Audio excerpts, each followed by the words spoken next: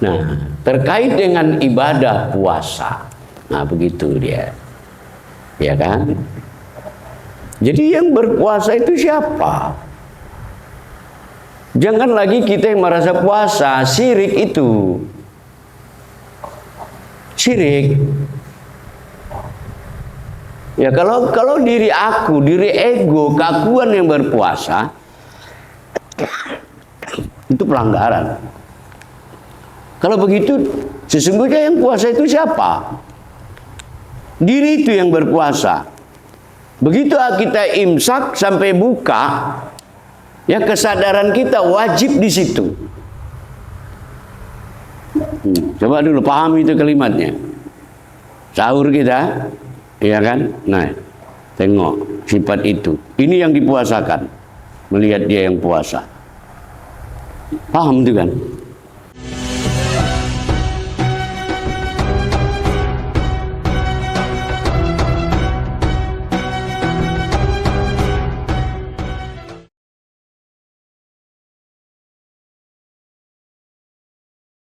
Sahabat sekalian, jemaah yang dimuliakan oleh Allah Subhanahu wa taala yang saya hormati, bersyukur kita dengan penuh kegembiraan atas rahmat nikmat yang Allah berikan kepada kita, terutama pada malam hari ini. Allah beri kita kesehatan, kesempatan untuk dapat hadir di majelis yang sederhana ini, tentu dalam rangka mendiskusikan kajian-kajian keagamaan, khususnya masalah tauhid dan tasawuf, dengan harapan bertambah ilmu, bertambah pemahaman kita,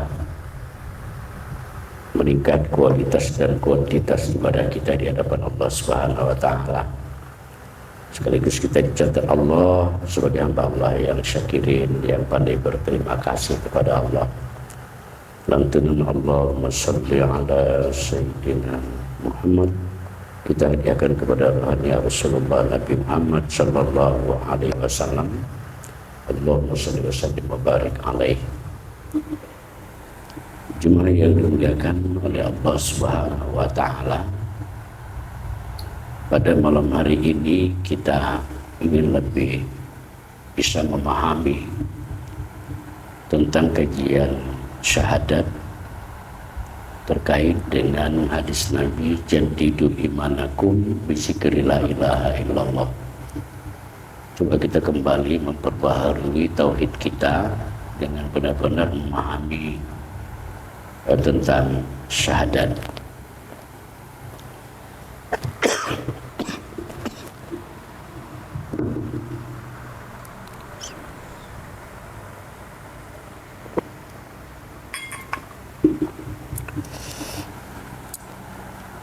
Pertama yang harus kita pahami, tentu kita mengenal dahulu baru menyembah. Itu kata itu kita mantapkan ya. Mengenal dulu baru menyembah. Kendati memang fakta di lapangan kebanyakan kita ini, umat ini banyak menyembah dulu, mengenal tidak. Jadi kenalilah dulu baru kita menyembah. Dan alhamdulillah saya sampaikan bahwa kita ini adalah bagian hamba-hamba Allah yang ingin mencapai kesempurnaan terkait dengan syahadat itu. Yang pertama, apa arti syahadat? Secara bahasa, ya syahadat itu diartikan adalah penyaksian. Ini kita tekankan betul ini ya, karena nanti di ujung kaji kita ini terkait dengan Ramadan, yang mana di diri kita ini yang berpuasa dan melakukan perubahan. Jadi saya ulangi, syahadat itu artinya ya penyaksian, bisa juga diartikan pengakuan ataupun pembenaran. Itu secara bahasa. Kalau ada kata penyaksian, Maka dalam istilah syahadat itu ada yang menyaksikan dan ada yang disaksikan, dan disaksikan itu juga adalah hal yang pasti, ya, hal yang benar gitu, bukan ilusi apalagi hoak gitu. Ya, jadi benar-benar kita ada yang menyaksikan, ada yang disaksikan. Kemudian yang kedua yang harus kita rekam kajian kita malam ini, syarat-syarat syahadat itu. Ya, ini saya lempar aja dulu materinya. Yang pertama, kalau kita bersyahadat itu tentu berhadap-hadapan antara yang menyaksikan dengan yang disaksikan. Yang kedua, berada pada satu tempat.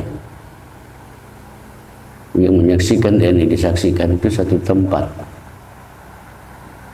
Ya, jangan kita pula orang akad nikah di Belawan kita jadi saksi di sini, itu kan nggak satu tempat.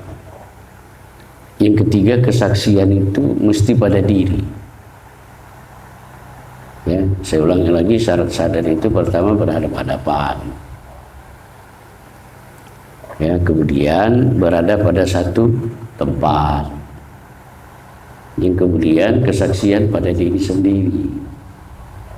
Nah, penekanannya tiada sah penyaksian kalau ia tidak tahu, tidak kenal dengan yang ia saksikan. Ya, saya ulangi, tidak sah syahadat seseorang kalau ia tidak tahu, dia tidak kenal dengan yang ia saksikan. Kalau dinaikkan kalimatnya lebih tinggi lagi, tidak sah syahadat atau penyaksian kalau dia tidak tahu, dia tidak kenal yang dia saksikan dan yang menyaksikan. Ya, itu dia. Jadi sama dengan yang pernah kita ucapkan, seorang saksi dalam kasus pidana pembunuhan misalnya, saksi dihadirkan, memang dia harus tahu peristiwa itu. Ya, kalau tidak, kesaksian itu adalah palsu. Ya, nah, jadi seperti itu. Kemudian yang keempat, kita catat bahwa kedudukan syahadat itu adalah pintu gerbang. Jadi kalau ada pintu, kalau pintunya tertutup ya nggak bisa masuk. Nah, kaitannya di sini, sebelum syahadat kita sesuai menurut syariat dan hakikat, ya, belum sampai dia ke situ. Karena digambarkan begini, kalau ada seorang mu'alaf, dia boleh sholat, puasa, zakat, haji kalau dia bersyahadat dulu. Kalau dia tidak bersyahadat, tidak sah, tak boleh dia sholat. Maka syahadat bagi mu'alaf itu cukup melafalkan asyhadu an la ilaha illallah wa asyhadu anna muhammadar rasulullah. Ya, terhenti pada lafaz, sah keislamannya. Ya, nah, itu tidak ada masalah. Tapi yang menjadi masalah adalah bagi kita, ya, yang sudah Islam dari awal ini, kita tidak boleh terhenti pada lafaz. Ya, asyhadu an la ilaha illallah, asyhadu anna muhammadar rasulullah, tidak boleh. Ya, bolehnya itu kita harus terhenti pada ma'rifat, terhenti pada pengenalan. Artinya memang yang kita saksikan Allah itu sudah kita saksikan ya dengan jelas terang nyata, ya, alamat penyaksian itu ke situ, barulah syahadatnya itu sah. Nah, jadi kawan-kawan sekalian, tentu ini problem. Ya, kalau selamanya ini kita sholat tidak menyaksikan itu, akibat kita tidak mengenal, maka kita tahu syahadat itu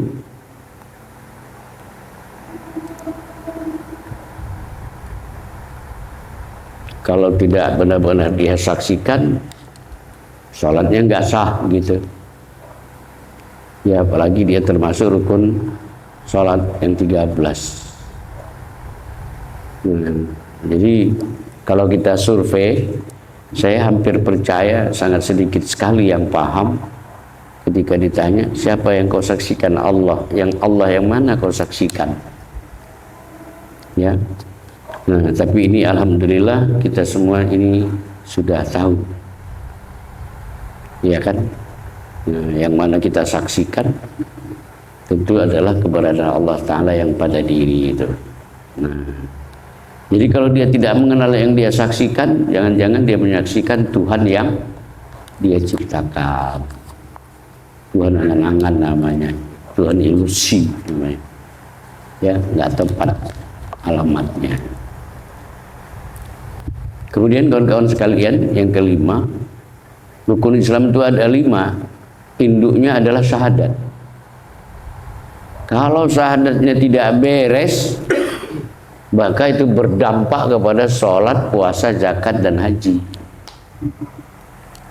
Makanya ini saya ulang-ulang balik, ini nanti ada kaitannya dengan kajian kita masalah Ramadan.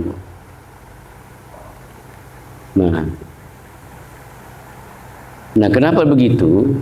Karena syahadat itu dia masuk ada pada sholat, ada pada puasa, ya ada juga pada zakat dan haji. Seperti itu. Jadi kalau syahadat kita tidak paham secara tamam, secara sempurna, wah ini berdampak. Kenapa? Sekali lagi, kalau kita bicara syahadat menyaksikan Allah di dalam sholat pun itu juga yang kita saksikan. Itu di level 1, di level 2. Kalau kita sholat menyaksikan, bukan kita yang menyaksikan. Ya, dia yang menyaksikan dirinya sendiri, gitu ya. Ya. Maka ini penting sekali ini. Ya, kajian syahadat kita pada malam hari ini. Jadi maka dikatakan dari 5 rukun Islam itu, syahadat itulah induknya. Contoh di sholat contohnya waqimus sholat zikri. Sholat itu adalah untuk mengingat Allah. Jadi kalau tak kenal kita ingat itu yang mana, ya ini jujur saja secara hakikat batal.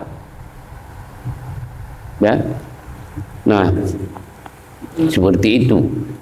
Ya, kemudian yang keenam,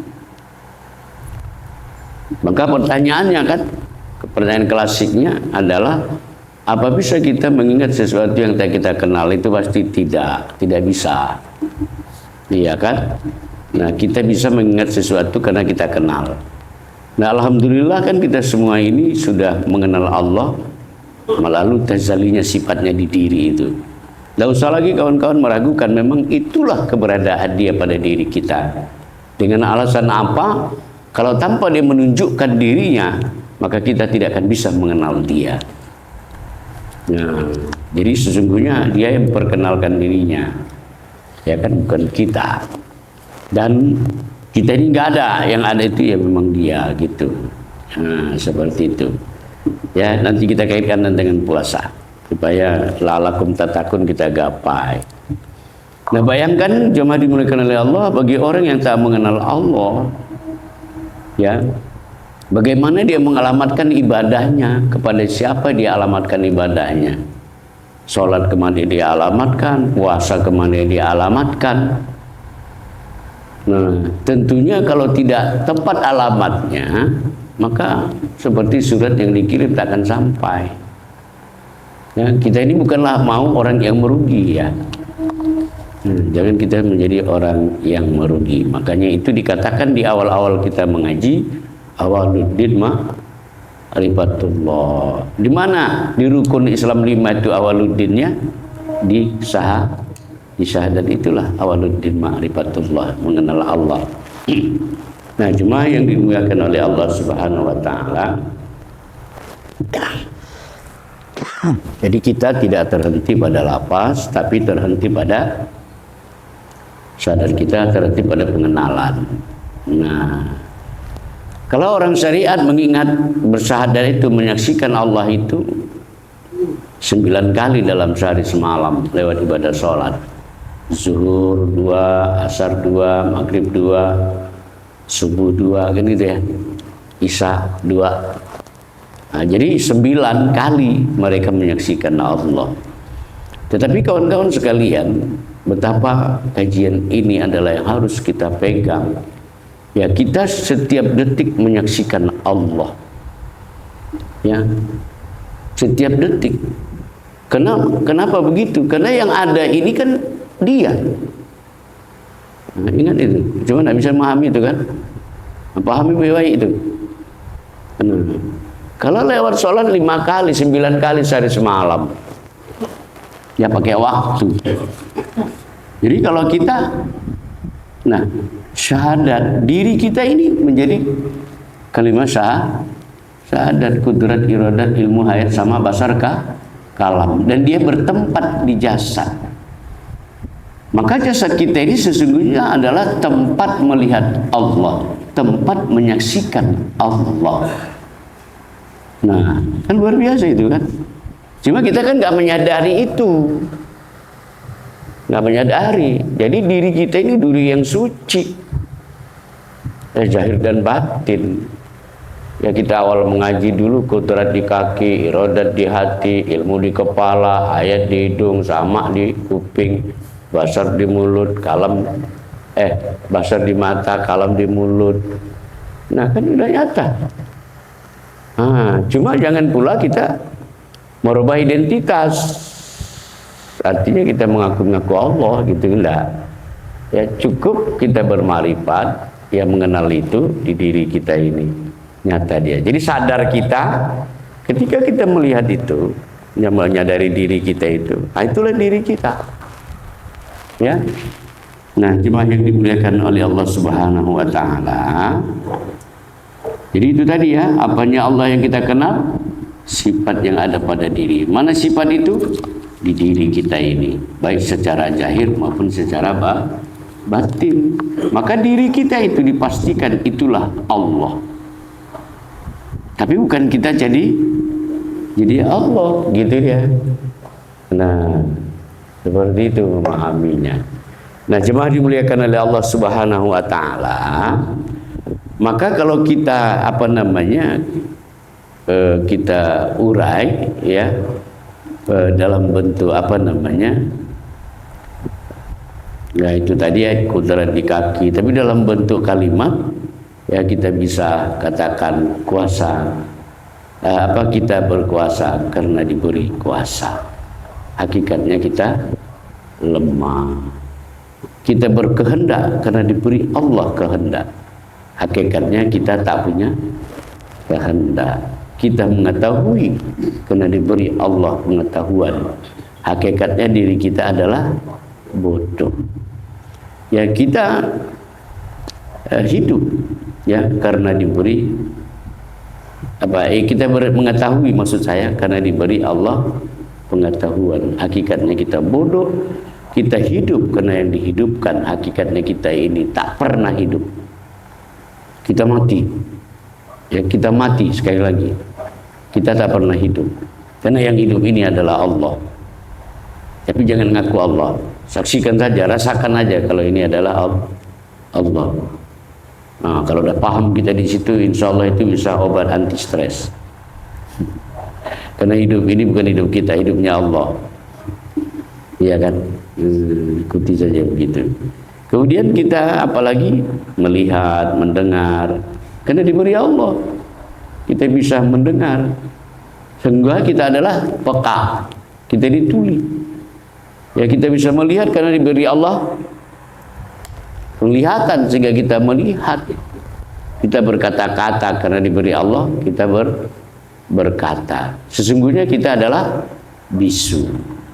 Kita tak berkehendak, bodoh, mati, peka, buta, bisu.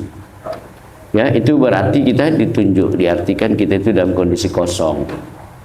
Ya, kita kosong, yang kosong itulah kita. Yang tiada inilah kita. Yang tiada, yang ada ini, nah pasang itu di kol, di hati yang paling dalam. Ini adalah keberadaan Allah, gitu ya. Ya, maka kalau dirombak kalimat ini menjadi kalimat apa? Kuasamu itu kata Allah, kalau tadi kan kita. Ini kata Allah apa? Kuasamu itu kudratku, itu aku kata Allah. Nah, tiada yang lain. Kehendakmu itu sifat iradatku, itu adalah aku.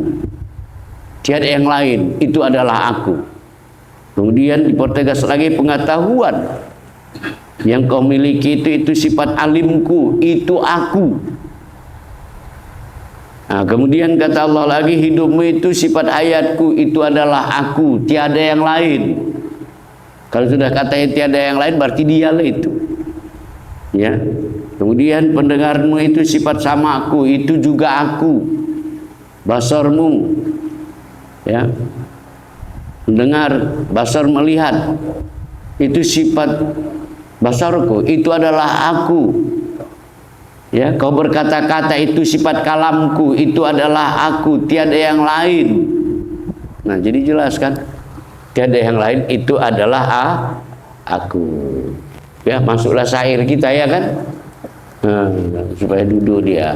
Engkau wujud di dalam kudratku, engkau wujud di dalam iradatku, engkau wujud di dalam ilmuku, engkau wujud di dalam hayatku, engkau wujud di dalam sama'ku, engkau wujud di dalam kalamku, engkau wujud di dalam sama ya, di dalam basar, di dalam kalam. Engkau wujud di dalam kalamku.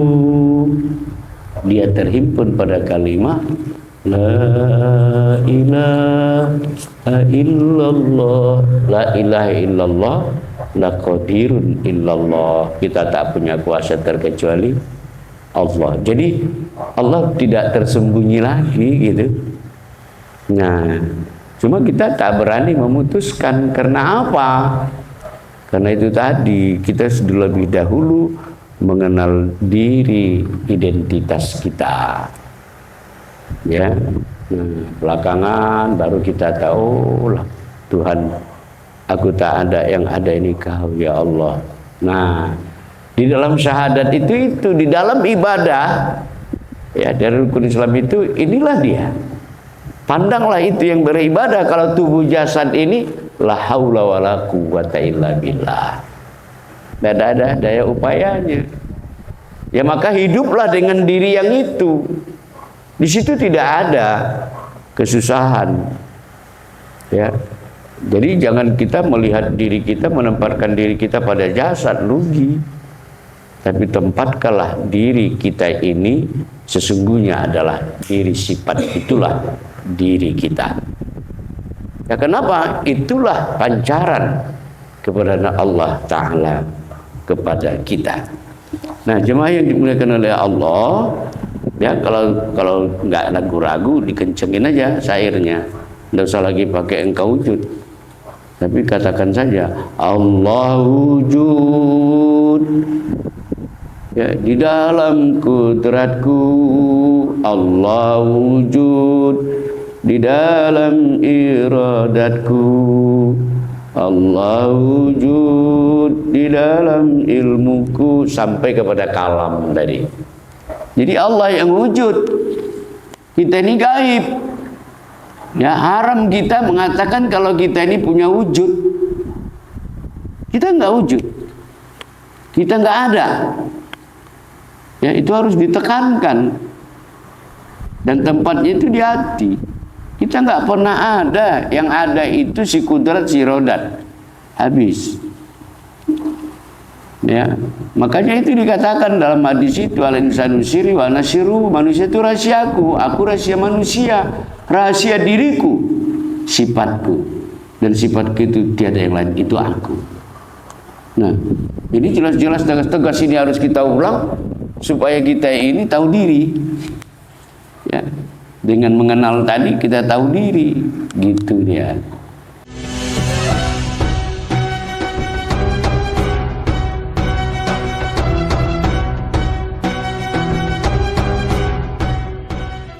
Nah, jadi cara pengamalannya bagaimana? Dengan kesadaran itu tadilah, sadari itu diriku.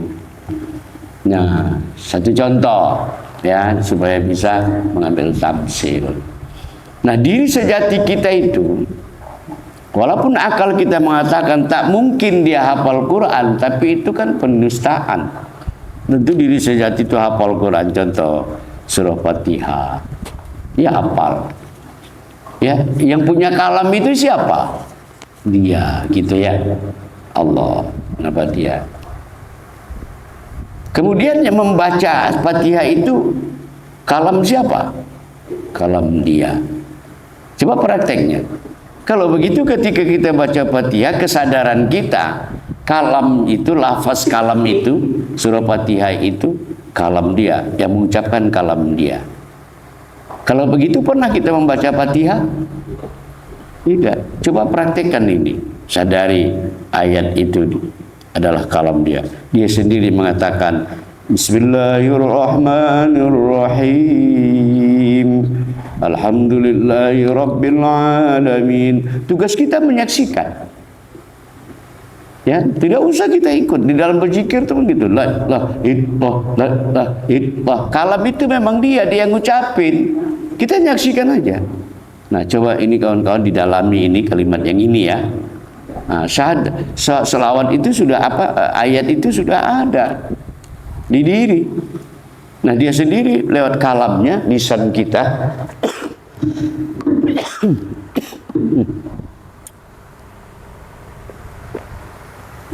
Ya, lewat lisan kita dia sendiri yang ngomong.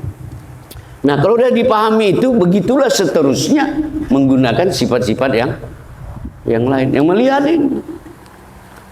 Ya, itu dia. Kita nggak ada. Jadi jangan dicampuri apa yang mau dilihatnya gitu.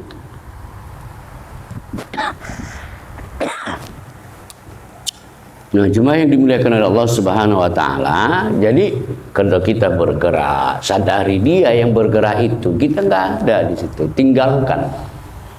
Nah, terkait dengan ibadah puasa, nah begitu dia, ya kan? Jadi yang berpuasa itu siapa? Jangan lagi kita yang merasa puasa, syirik itu, syirik. Ya kalau diri aku, diri ego, keakuan yang berpuasa itu pelanggaran. Kalau begitu sesungguhnya yang puasa itu siapa? Diri itu yang berpuasa. Begitu kita imsak sampai buka, ya kesadaran kita wajib di situ. Coba dulu pahami itu kalimatnya. Sahur kita, iya kan? Nah, tengok sifat itu. Ini yang dipuasakan. Melihat dia yang puasa. Paham itu kan? Nah, seperti itu. Jangan lagi kita lari dari diri itu. Kenapa? Jasad ini nggak bisa apa-apa. Jasad ini lawala. Itulah baru namanya beribadah karena Allah. Puasa karena Allah itu yang dipuasakan. Ya berhenti kita berpuasa itu terikat dengan makan dan minum. Kita lucu pula seperti yang saya bilang kemarin. Habis sholat subuh dan pergi belanja, memikirkan makan. Tapi silakanlah. Tapi ketika kita belanja itu lihat juga diri itu yang berpuasa. Saya yakin kita tidak pernah lakukan itu. Ya maka tahun ini ibadah puasa kita robalah gitu. Ya kan, diri itu yang puasa. Berhenti di situ aja. Iya kan? Nah, ini harus ada penegasan. Makanya coba lihat apa katanya, as-shaim bi ru'yatillah wal afṭar bi ru'yatillah. Berpuasalah kamu karena melihat Allah. berbuka juga harus melihat Allah. Nah itu hanya dua kegembiraan orang yang berpuasa. Pertama ketika berbuka, yang kedua adalah ketika liqa Rabbi, bertemu dengan Allah. As-sawmu bi ra'yatillah, puasa karena melihat Allah, berbuka harus juga melihat Allah. Kira-kira sampai sini bisa kita pahami itu kan. Jadi yang berpuasa itu jangan lagi yang udah lama gitu loh, dimodif sedikit karena bahasa ini. Diri itu Pak Beri yang puasa. Dan itulah yang kita saksikan. Iya. Itu kita saksikan dalam puasa itu.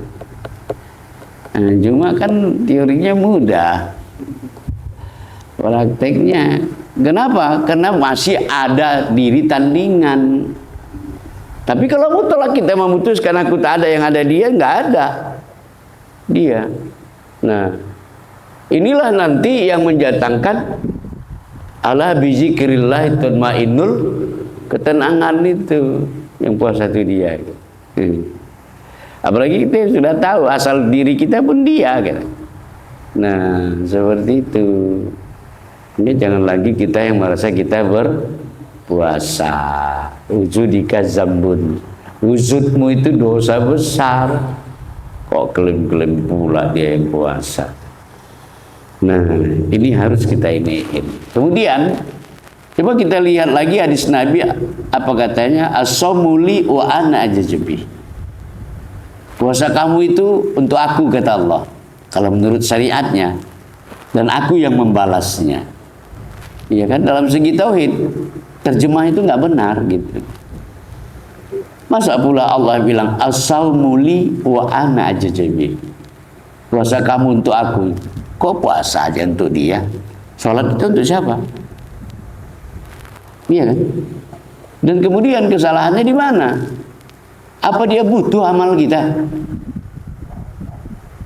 Kalau begitu kondisinya, berarti kalau kita nggak puasa dia rugi. Iya kan? Kalau puasa kita dia untung karena untuk dia gitu. Bukan itu maknanya.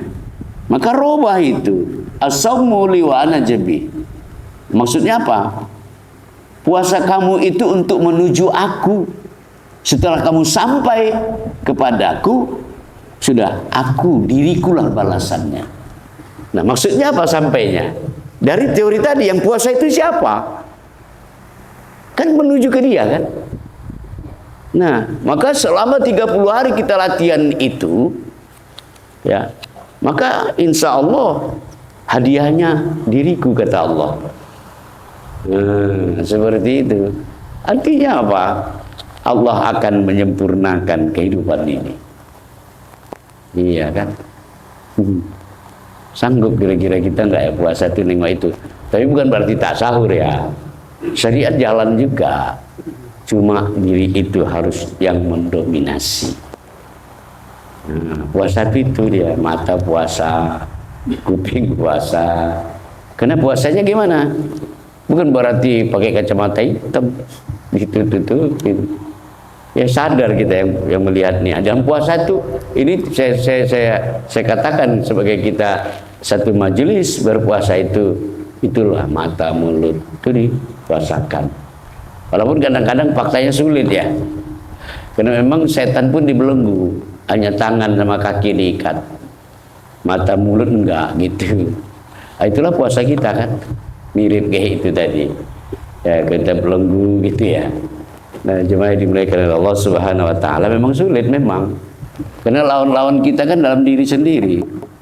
Yang aku pernah baca, begitu Allah ciptakan hawa nafsu itu kan terjadi dialog dengan nafsu. Setelah diciptakan kata Allah, "Man ana wa man anta?" Siapa saya, siapa engkau? Wah, hawa nafsu itu menjawabnya apa? Anta anak-anak, badal betul, ya kan? Kemudian apa? Dibakar dia 700 tahun, dibakar sampai gosong, ya kan? Ditanya lagi dia, ya wa nafsu man anta wa man ana wa man anta, tetap jawabannya nantang, ya kan? Anak-anak anta. Oh, itu iblis apa? Hawa nafsu. Ya sudah capek dibakar, gosok, direndam sampai kisut itu. Ya, begitu diinikan ratusan tahun ditanya lagi, man anta wa man ana. Siapa engkau, siapa aku? Melawan lagi iblis itu. Jawabnya sama saja. Anta, ana. Kan hebat kali. Engkau, aku gitu. Yang terakhir nggak dikasih makan hawa nafsu itu. Dari situ kelemahannya, nggak dikasih makan, nggak dikasih minum, barulah ditanya, ya kan? Man ana, wa man anta. Wah, baru jawabannya sempurna, ya kan? Apa sempurnanya? Dibilang hawa nafsu itu anta rabbuk wa ana abdi. Kau Tuhanku dan aku adalah hambamu, gitu dia. Rupanya pengaruh nggak makan, nggak minum itu ya. Baru dia lemah, baru dia ini, iya kan? Nah, makanya Rasulullah pun dalam kehidupan sehari-hari kita lihat teori makannya, dia makannya sedikit. Kalau kita bertambah kalimatnya, sedikit-sedikit makan, sambil pakai pantun itu, geluduk-geluduk nggak hujan-hujan, duduk-duduk kok nggak makan-makan, iya kan? Itu dia, masya Allah. Tuhan. Jadi seperti itu. Cuma dimuliakan oleh Allah.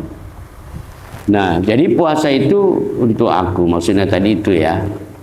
Nah, memang ada 5 cara Allah memuliakan sesuatu. 1, bulan Ramadan itu mulia karena Allah mengisbatkan dirinya. Contohnya apa mengisbatkan diri itu sampai Ramadan itu dimuliakan begitu? Ya, Allah mengisbatkan dirinya dengan cara, contohnya dia nyatakan dirinya di situ, ada dirinya di situ. Contoh misalnya Ka'bah. Ka'bah itu mulia karena ada kata Ka'bah Baitullah. Mulia dia karena Allah nyata disertakannya di situ. Al-Quran mulia karena disebut kalamullah, iya kan? Muhammad itu mulia karena apa? Ada kalimat di ujung Rasulullah. Nah, jadi mulia karena adanya Allah menampakkan gitu dirinya di situ. Disitulah mulianya Ramadan. Jadi kalau Ramadan mulia bukan karena Ramadannya. Kita ini kadang-kadang itu kan memuliakan Ramadan itu makhluk. Tapi dia mulia karena dimuliakan Allah. Maka tetaplah kita memandang kemuliaan Ramadan itu bukan kepada Ramadannya, tapi kepada Allahnya gitu. Paham tuh ya? Nah, seperti itu. Yang kedua, ibadah Ramadan itu juga mulia. Itu dikarenakan kita lama beserta Allah di Ramadan itu. Ya puasa kan dari jam berapa itu ya? Jam 5 lah katakan imsak. Iya kan? Nah, bisa kita puasa itu 12 jam, 13 jam. Bahkan ada negara itu sampai 17 jam, 18 jam. Dan ada juga negara yang makan waktu 7-6 jam yang puasa. Yang normal itu Indonesia. Iya kan? Nah, maknanya apa? Kita lama beserta Allah berpuasa itu. Nah, bagaimana dengan kaji syahadat tadi? Iya kan? Nah, kalau puasa 12 jam, ketika Allah mentazalikan, menampakkan dirinya melalui sifat di diri kita, ya, yang mau kita ambil feedbacknya, kebalikannya, rasakanlah diri kita ini bukan yang terhina, tapi diri kita adalah yang mulia. Kenapa? Karena Allah di sini, gitu loh. Ya, kalau puasa hanya 13-12 jam, ya. Kalau sholat kan sebentar itu ya. Kalau kita sholat sendiri ada 10 menit. Aku rasa diskonnya banyak itu. Ya kan? Lihat situasi lah ya. Kadang-kadang hanya wajib-wajibnya aja, Fatihah aja, tup-tap kan gitu ya. Tapi lumayan lah itu, udah bisa barcode. Ya kan? Jadi kita puasa, bulannya mulia, kita puasa itu mulia karena lama berserta Allah. Ya kita berdasarkan ayat wa fi anfusikum afala tubsirun. Nah, sudah sadar kita ini, berarti kan wow, kita pun sesungguhnya dengan kesadaran kajian, kita ini adalah makhluk yang mulia, semulia-mulianya. Kalau kita melihat diri yang itu, diri kita ya, baru mulia. Kalau tidak, enggak juga itu. Yang kemudian, jemaah dimuliakan oleh Allah, yang ketiga, kalau kita berpuasa itu mesti berakhlaqullah.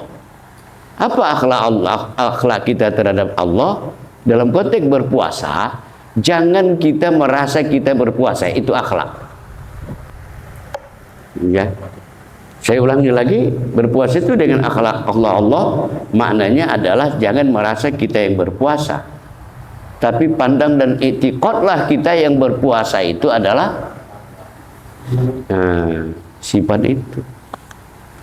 Dan sifat itulah keberadaan Allah Subhanahu wa ta'ala. Yang keempat itu kita mulia adalah berpuasa itu sedikit riya. Ibadah yang sedikit riyanya itu, apalagi bagi orang yang ma'rifah ngaji.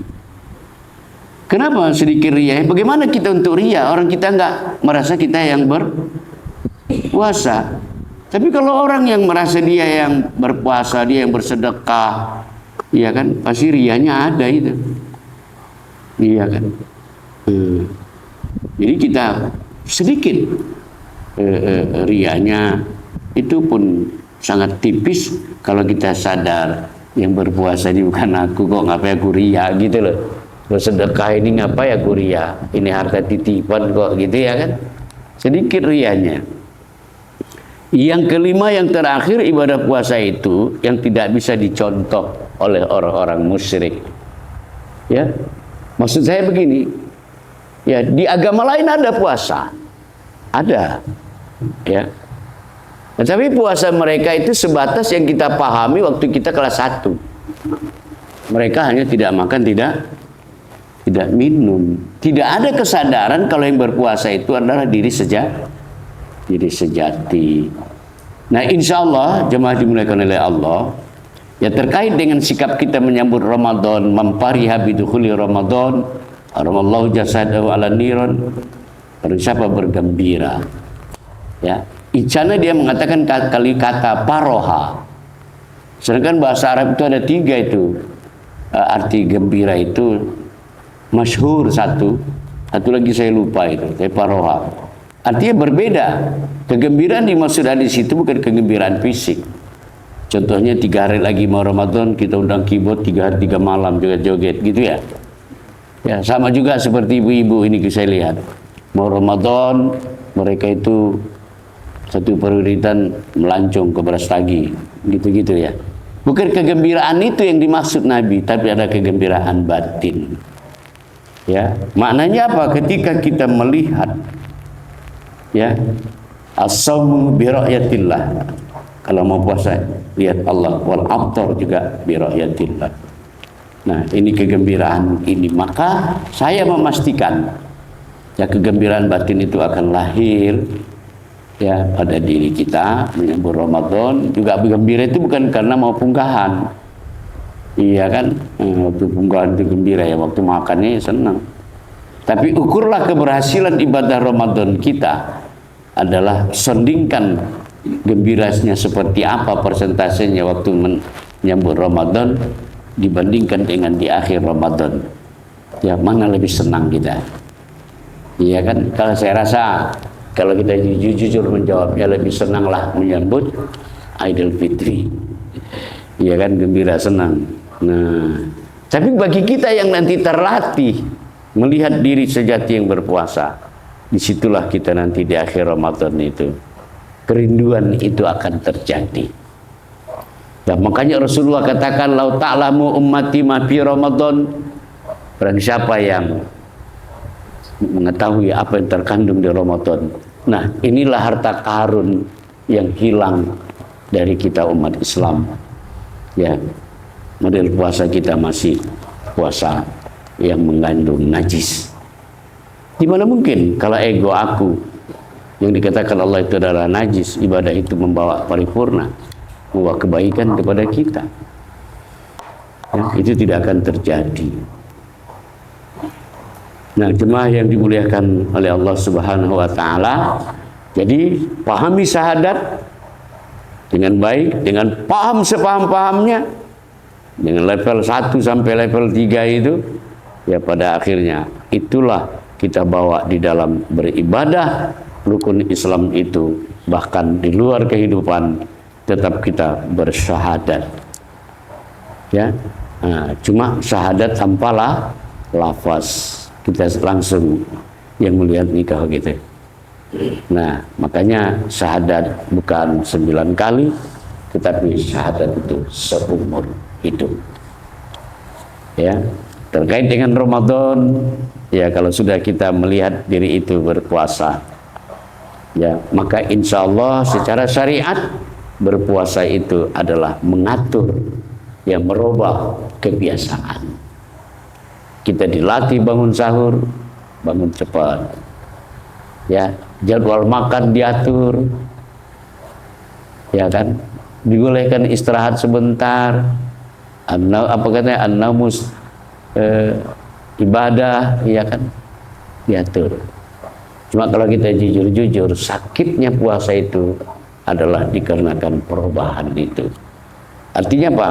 Karena 11 bulan kita lebih cenderung hidup ini mengatur sendiri, ya kan, makan lontong, ya pergi sekejap ngopi, ya tiada hari. Jadi kita sesungguhnya Ramadan itu adalah diajari untuk apa namanya, mengikuti perubahan-perubahan, dalam artian kalimatnya gini, kalau dibuat kalimat, dahulukan kehendak Allah, belakangkan kehendak nafsu. Itulah yang harus kita tempah. Maka kawan-kawan sekalian, ya jangan hanya berdagang, tiap bulan ada evaluasi, uang masuk, uang keluar, ya berapa untung, berapa rugi. Maka setiap hari kita muhasabah. Setiap kita berpuasa itu, sejauh mana hari ini aku bertahan menyaksikan diriku. Diri yang itulah yang berpuasa. Ya. Jadi jangan kita lupakan itu, ya supaya kita bisa menikmati. Karena itu sama dengan alam zikrillah tatma'innul qulub, sama dengan orang berzikir kepada Allah mendapat ketenangan. Ya, saya rasa itu nanti memang juga kawan-kawan kita mau evaluasinya. Nampak sekali lah bahwa nanti waktu di Ramadan hidup kita ini memang sesuka kita, itu nampak nanti itu. Tapi jangan melihat ke orang, melihat ke diri aja ya, karena merubah kebiasaan. Akhirnya Ramadan itu memang 30 hari, tapi berRamadan itu 11 bulan. Ya, 30 hari latihan, Syawal itulah start Ramadan yang sesungguhnya. Bisa nggak kita mengaplikasikan kebiasaan di Ramadan di Idul Fitri? Iya kan, karena ending daripada Ramadan itu adalah Idul Fitri. Apa arti Idul Fitri? Kembali suci. Berarti hari ini kita masih dalam kondisi kotor. Mau tahu kita bersih? Ikutilah program yang ada di Ramadan. Bangun jam 4, jangan tepat waktu. Karena kalau nanti agak jam 5 kesiangan. Nah, dilatih kita 29 hari, dilatih kita 30 hari. Tapi kadang-kadang latihan itu banyak yang gagal. Maunya di Idul Fitri kita tetap bangun jam 4. Kita biasakan memang sahurnya jam segitu. Tidak ada sarapan lagi jam 6, jam 7. Ya kan? Ikutilah pola hidup selama Ramadan itu. Nah, itulah dia Lailatul Qadar ini. Perubahan yang lebih baik, dari kebodohan menjadi terang benderang. Ya, nah mudah-mudahan Allah beri kita paham dan bisa ini kita praktekkan. Ya, pertama tadi dudukkan syahadat yang sebenar-benarnya, karena itu pintu gerbang kita masuk ke dalam sholat, ke dalam puasa, zakat dan haji. Ya, nanti lewat diskusi dipersilakan. Saya rasa itu aja materi kita. Sekian dan demikian, mohon maaf lahir dan batin. Assalamualaikum warahmatullahi wabarakatuh. Nauzubillahi samii'il 'aliim minasyaitonir rajiim. Bismillahirrahmanirrahim. Hamdan syakirin, hamdan na'imin, hamdan yu'addu wa yukafi mazidah. Ya Rabbana lakal hamdu kama yanbaghi bi jalalikal karim wa 'azimi sultanik. Ya Alim, anzil lana ilma wa hikmah wa nur wa hidayah wa barakatah wa salamah ya mujibas sa'ilin ya munzilal munzilin ya akramal akramin bi rahmatika ya arhamar rahimin. Allahumma ya Allah, mamnun alaina bi sifa'il ma'rifah wa hablana tasihhal mu'amalah bima bainana wa bainaka 'ala sunnah ya rabbal alamin. Allahumma ya mukallibal qulub sabbit qulubana 'ala dinik fi ta'atik ya rabbal alamin. Allahumma ya hayyu ya qayyum ya hayyu ya qayyum ya hayyu ya qayyum ya fattahu ya razzaq ya fattahu ya razzaq ya fattahu ya razzaq akhisna ya Allah. Allahumma ya Allah, rizquna rizqan jadida wa umran tawila wa malan katsira wa khairan qariba wa syarran ba'ida wa rizqan salihah wa amalan maqbula wa tijaratan lan tabura ya arhamar rahimin. Allahumma jama'an hadza jam'an marhuma wa taqabbalan ba'da taqabbal ma'suma wa nabiyyi siratal mustaqim ya rabbal alamin. Rabbana atina fid dunya hasanah wa fil akhirati hasanah wa qina adzaban nar. Sallallahu alaihi wasallam walhamdulillahi rabbil alamin. Taqabbalallahu minkum.